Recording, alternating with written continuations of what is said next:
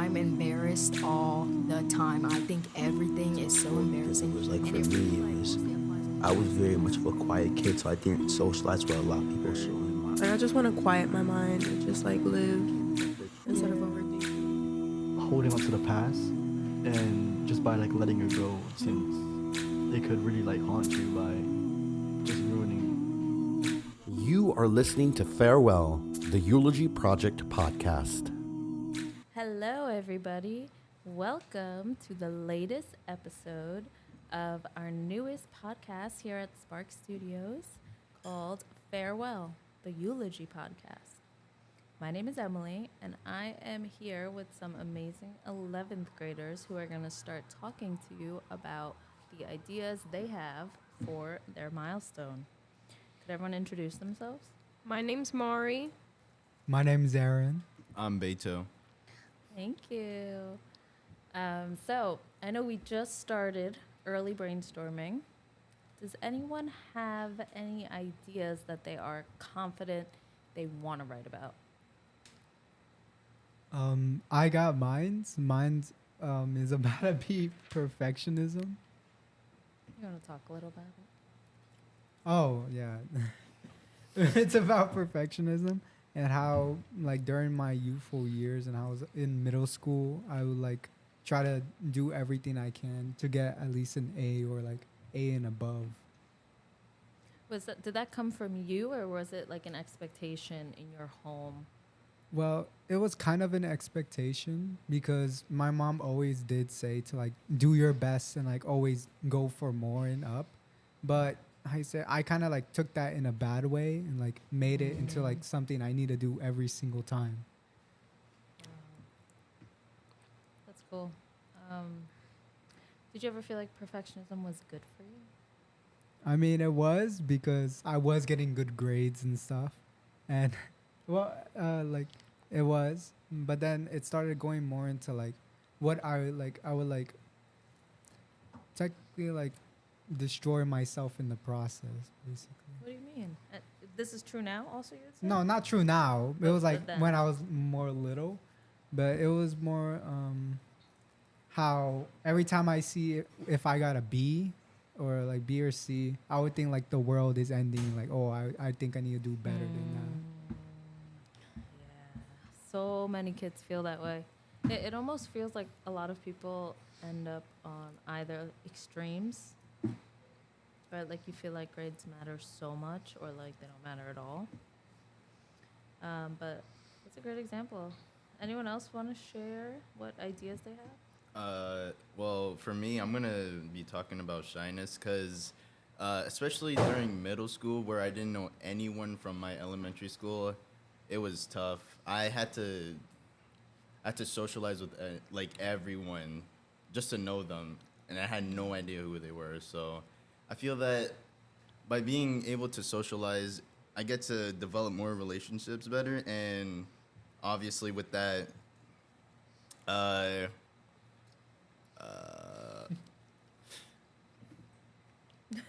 Lost your train of thought? yeah, I lost my train of thought. Hold on, give me a sec. There's no way. I did this last time, and Our podcast is just gonna be like, whoa, relax. Whoa, hold on. All right. You know what you're going to say? Yeah. Okay. uh, Yeah. All right. Anyways, being able to socialize with I develop relationships better, and obviously that leads to high school as well. So it gives me more opportunities, I guess, if you will. How'd you learn how to do that? Okay, so I guess during middle school, since I was kind of forced to speak with everyone, I just started talking. Pretty Wait, much. forced by who? By like. Well, I didn't. Okay, so I went to a middle school where I didn't know anyone from elementary, and I didn't want to just sit around and be by myself for like the rest of my middle school years. It was gonna be terrible. Okay, so you realized you just had to talk. So you would just go up to random people and say anything? Well, yeah. Like, I like your shoes. Well, I mean, if you want to put it like that, yeah. But yeah, It's a hard. I ask because it's a hard skill because I remember, and middle school in general is a very awkward time, and I think for a lot of people, um, that's the age where like you want to be social and you want to be that like charismatic person, but at the end of the day, you're like barely out of childhood, and it's very hard, and it's a hard phase where people are so they're on such different like maturity wavelengths, and I just remember at that age trying to figure out how do I socialize in this, like how do I make more friends? I don't know if anyone else has any other ideas about that too. Do you guys not have friends? Oh, yeah, I do. How'd you guys all meet? Um, it was like in freshman year, Beto would hang around with me, Aaron, Tamia, and we had like our group of friends. Then we kind of just evolved as we kept on growing and like switch friends. And then last year we kept on like bothering Beto and his friends. yeah. And then this I year, wouldn't say mine. and then this year we just kept on like talking to them more, and I guess a friendship grew. So now we're all friends. Is it all based kind of on what classes you have together? I mean, I guess since Yeah. we share like a lot of classes together, so Yeah, I feel like Yeah. you all have a lot of classes together. Yeah. So Beto, how did you get out of the shyness? Like now, do you feel like you still have it in you? Is it part of your personality? or- okay. So I feel that it's still there, but it's not as prevalent, I guess. I definitely learned to overcome it though by just start socializing with others, making sure I build that bond. Very cool. Do any of you have any questions you want to ask him? None. No.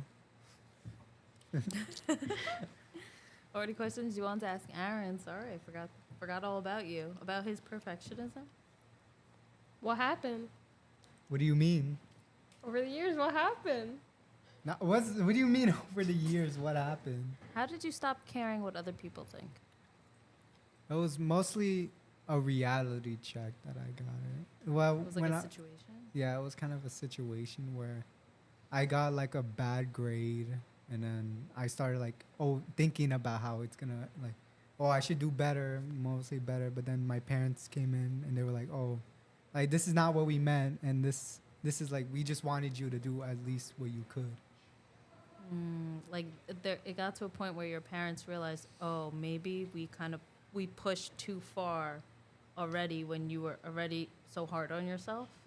Kinda, yeah. It was, it wasn't like like it's more like what I like said and what did to myself. And they realized that what they said might not have like translated to what I wanted. Yeah, I always wonder as like someone who's relatively at the age to start thinking about having children, and obviously you guys aren't near that yet, but one day, because my mom always used to also talk about how like you have to understand your child's personality and then think about how you plan on like supporting them or pushing them. Because like my mom also always used to say to me that she was like, I realized you were such a perfectionist that I tried to not put pressure on you with grades because I knew you put so much pressure on yourself already. And I feel like that's kind of what you're saying, that you already naturally cared so much that your parents realized maybe we shouldn't push so hard. Yeah. Cool. Okay. Beto, got a question? No, I think I'm good. No questions. Is it my turn? It can be. My topic, Um, I picked resisting change because throughout my early childhood to like, I guess 14, like major stuff would happen in my life and I'll be like, no, I don't want it to change. And I'll try to like make situations like how it used to be because it would give me comfort.